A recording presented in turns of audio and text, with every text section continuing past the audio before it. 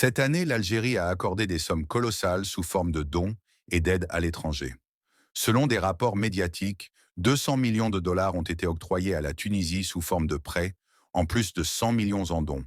200 millions de dollars ont été versés au Liban pour la reconstruction. Et 1 milliard de dollars a été alloué aux pays africains pour financer des projets d'infrastructure. Toutes ces sommes ont été prélevées du trésor public, alors même que l'économie nationale traverse de graves difficultés et que les citoyens font face quotidiennement à des crises, cherté de la vie, absence ou dégradation des services essentiels. Ces choix financiers révèlent un véritable déséquilibre dans les priorités.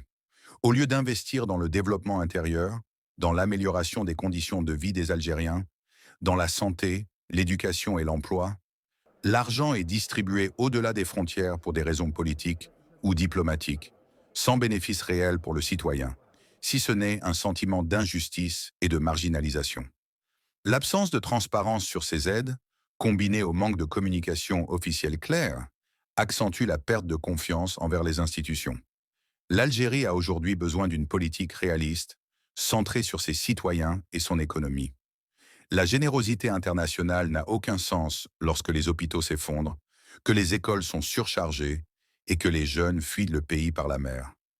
Ce qui se passe constitue une forme de renoncement à la souveraineté économique et une trahison du devoir fondamental de l'État envers son peuple.